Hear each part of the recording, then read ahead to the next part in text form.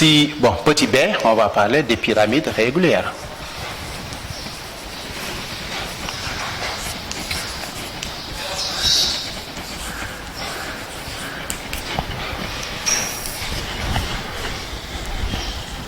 Bon, on va voir maintenant c'est quoi une pyramide régulière. Quand est-ce maintenant une pyramide est dite régulière? Bon, par définition, une pyramide est régulière lorsque la base est un polygone régulier et maintenant la hauteur, elle passe par le centre maintenant de la base. Voilà. Une pyramide est dite régulière lorsque la base est un polygone régulier et maintenant la hauteur passe par le centre maintenant de la base. Oui.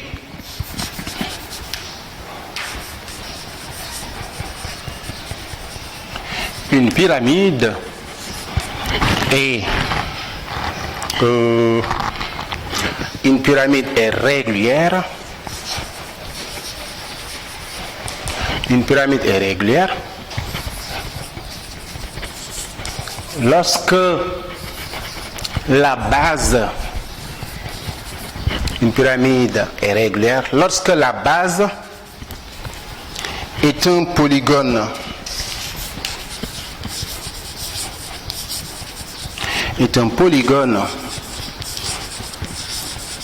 régulier et la hauteur passe par le centre de la base. Une pyramide est régulière lorsque la base est un polygone régulier, et la hauteur passe par le centre de la base. Voilà. Donc ici, c'est quoi alors? Ici, une pyramide est régulière lorsque la base est un polygone régulier. Mais c'est quoi un polygone régulier dans les classes inférieures, dans les petites classes?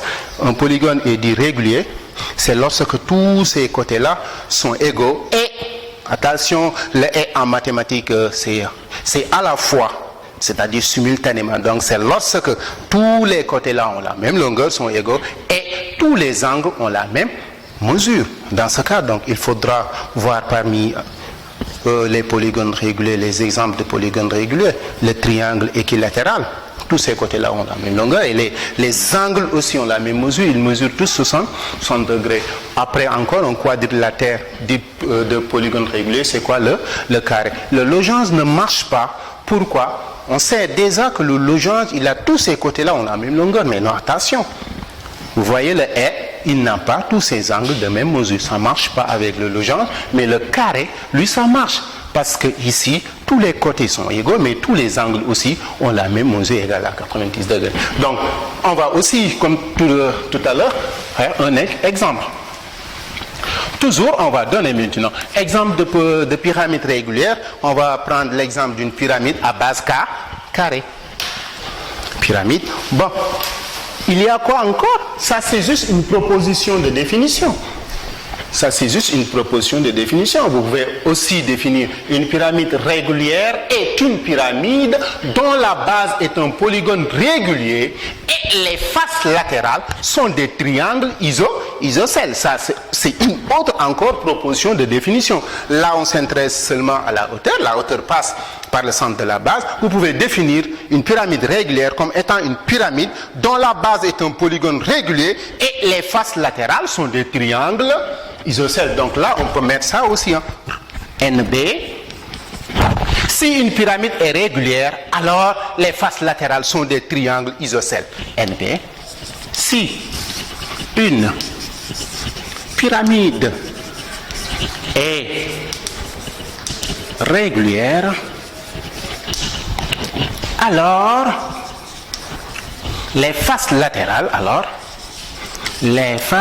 des triangles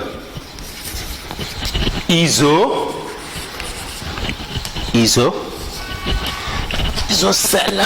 Sont des triangles isocèles.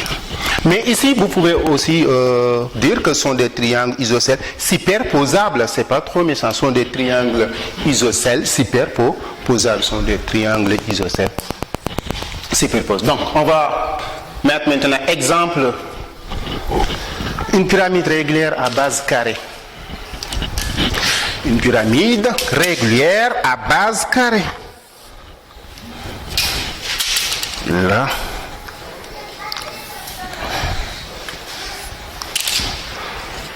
Ah, là c'est parallèle.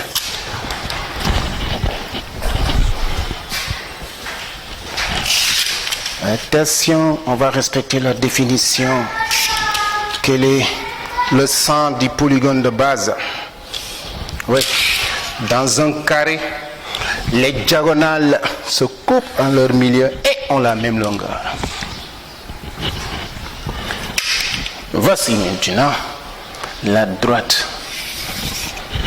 On va mettre maintenant le point d'intersection des diagonales, on va nous mettre ça. Oh, on va. Ouais. Là.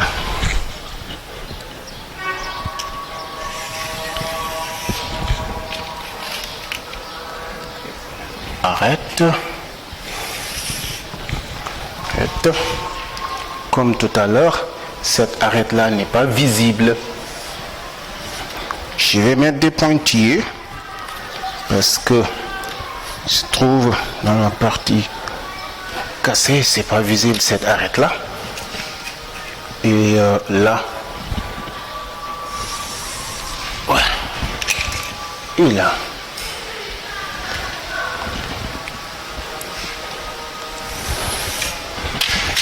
Si vous avez compris maintenant la pyramide, l'environnement de la pyramide de tout à l'heure, ça ne change pas. Mais ici, on va mettre A, B, C, D. Bon, qu'est-ce que je vais faire? Je vais essayer de coder le maximum possible la figure pour que vous compreniez de près ce qui se passe. ABCD, SABCD est une pyramide régulière, alors sa base est un polygone régulier. Ici, c'est un quadrilatère. Le quadrilatère régulier, ici, c'est le carré. On code. Ça égale à ça, mais égale à ça, mais égale à ça. ABCD est un carré. Qu'est-ce que vous savez maintenant du carré? Les diagonales se coupent en leur milieu et ont la même longueur. Sont orthogonales aussi. Parce que carré, c'est logence plus rectangle. Logence, les diagonales sont perpendiculaires. Rectangle, les diagonales ont la même longueur. Voilà. Et ça marche. Et ici, ça, bon, c'est un peu désaxé. Ça, c'est le point I. Mais cette distance-là, allô, SBC est un triangle isocèle. Est un triangle isocèle et SI est sa hauteur.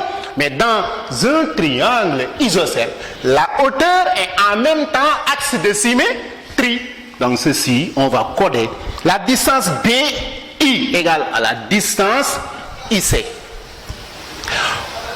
Oui, on continue maintenant notre codage. Par définition, si une pyramide est régulière, alors les faces latérales sont des triangles isocèles. Alors, SA. Là, j'ai codé de cette façon. Bon, je vais coder un seul trait. Égale SB. Égale SC. Mais aussi égal. Il est où là? Ouais. SD. Vous voyez? Et c'est fini. C'est tout ça. Donc, avec ça, je pense que vous allez tout comprendre. Comme tout à l'heure, on va mettre le nom. Et après les formules là-bas. La pyramide. Comment elle s'appelle? Donc, le sommet de la pyramide. Ça ne change pas. Le sommet de la pyramide, 2 points. 2 points. Ouais, là, on va mettre la base, si je n'ai pas oublié, la base, les faces latérales,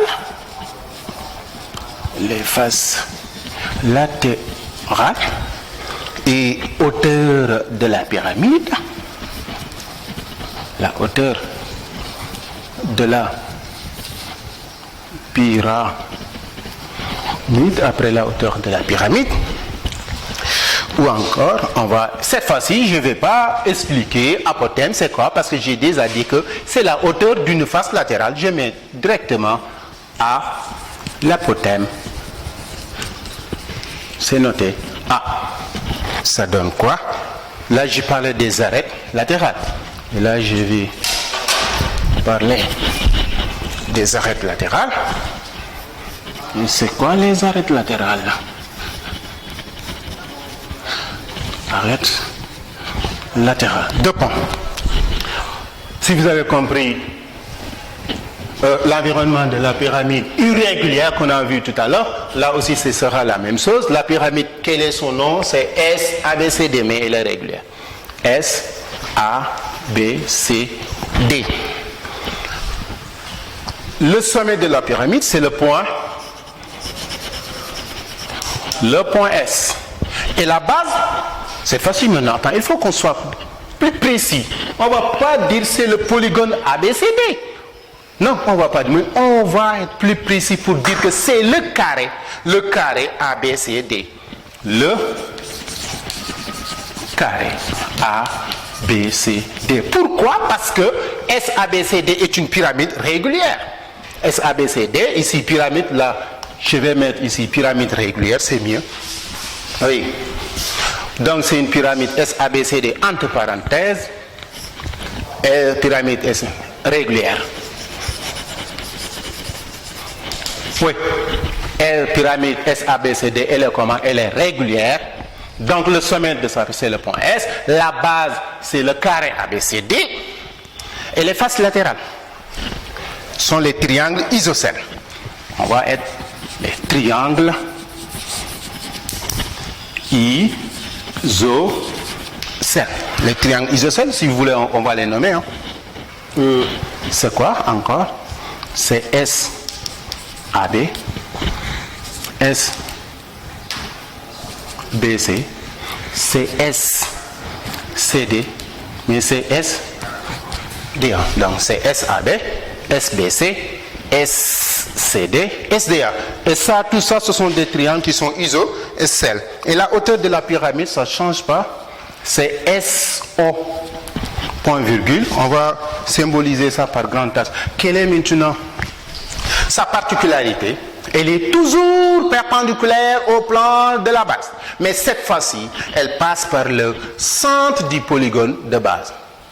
C'est ça, sa particularité par rapport à la pyramide irrégulière qu'on vient de voir. Là-bas, elle ne passe pas par le centre de la base, mais ici, impérativement, par définition, elle doit passer par le centre du polygone de base. Donc, attends, c'est SO. Et l'apothème, notez, donc, c'est toujours le segment. SI, je l'ai mis, c'est SI, mais on précise que BI, la distance BI égale à la longueur BI égale à ici.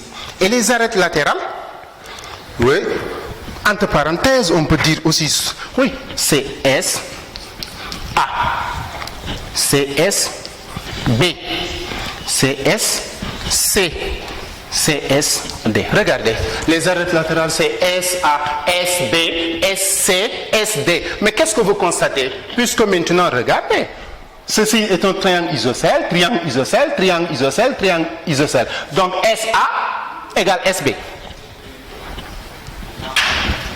SB égale à SC. SB égale à SC. Et SC égale à SD.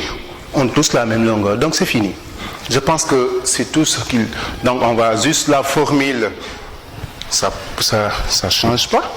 Le volume V de la pyramide,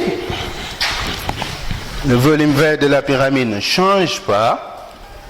Peut-être ici, on dit ça. Donc le volume V de la pyramide régulière est 2 points.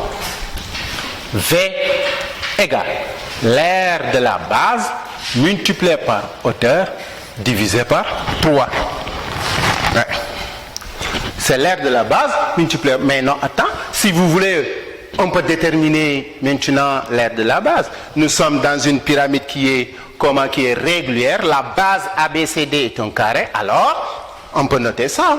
La base. Dans notre cas ici, la base ABCD est un carré. Alors, ceci implique que l'aire de base AB égale côté au carré, c'est-à-dire côté fois côté. Ok? Donc ici, pour être plus précis, hein, la base ABCD est un carré, alors l'aire de base égale à C2, c'est-à-dire côté fois côté. On va maintenant, j'enlève la définition pour ici mettre l'aire latérale, comme tout à l'heure aussi. L'aire totale de la pyramide, l'aire totale de la pyramide régulière. Là, on va mettre l'aire totale de la pyramide régulière.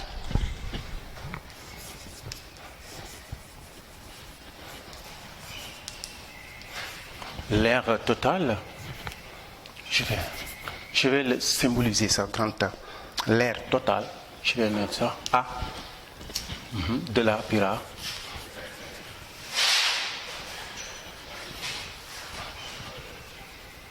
De la pyramide, je précise, régulière, de la pyramide régulière, toujours l'aire totale A égale l'aire de la base, ici, plus l'aire latérale. Voilà. Ah mais non, attends, l'aire de la base aussi, ça dépend de la nature du polygone de base. Ici, AB égale côté fois côté. Donc ici, dépend de la, toujours, dépend, oui, de la nature du polygone de base. Dans notre exemple ici, puisque maintenant l'aire de base ici, ça c'est d'une manière générale, donc si je me réfère à notre exemple, l'aire de base serait maintenant, comme là-bas, la base ABCD, si la base est un carré, alors, si la base est un carré, si la base est un carré, comme dans notre exemple, AB égale C2, c'est-à-dire côté fois côté, hein? Côté fois côté qui est égal à C2. Dépend de la nature du polygone de base. Si la base est un carré, alors AB est. Et si la base aussi est un triangle, c'est base fois hauteur θ. Et là, on va voir l'aire latérale. Comment calculer l'aire latérale? Égal. Mais ici, on va regarder. Vous calculez maintenant l'aire d'une face et vous multipliez par le nombre de faces. L'aire d'une face multiplié par le nombre, parce que tous les faces ici sont identiques, sont des triangles isocèles. Donc l'aire, ici c'est quoi? C'est grand N, facteur de base fois hauteur divisé par 2. N, c'est le nombre de faces. N égale, c'est le nombre de faces.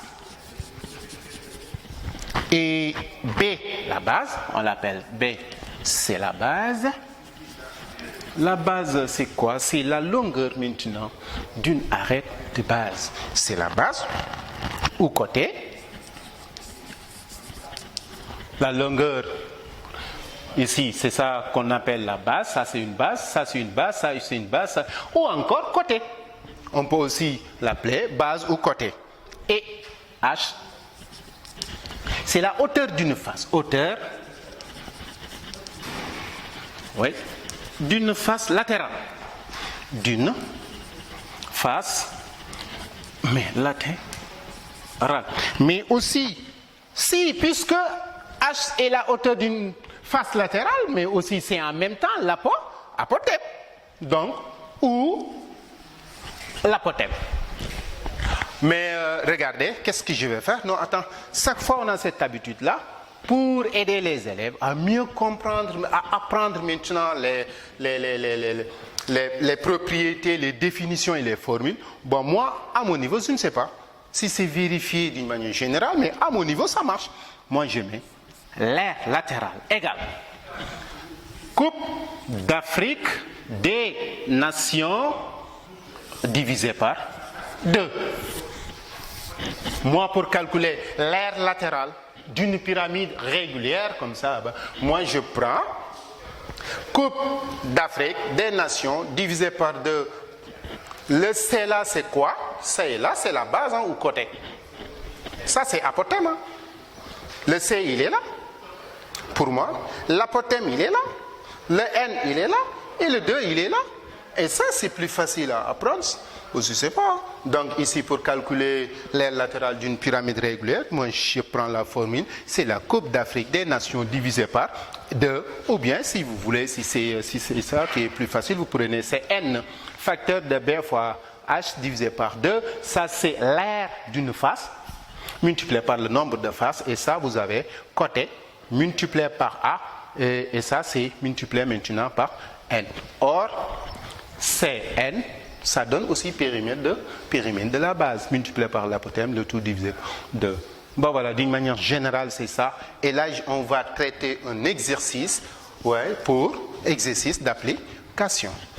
N'oubliez pas, si vous avez aimé la vidéo, vous pouvez vous abonner à la chaîne MacTV pour pouvoir suivre d'autres matières encore à côté. Hein. Merci beaucoup et ça a été vraiment un plaisir pour moi d'être là pour partager quelques connaissances mathématiques avec vous en cette période de crise sanitaire. Voilà, merci beaucoup.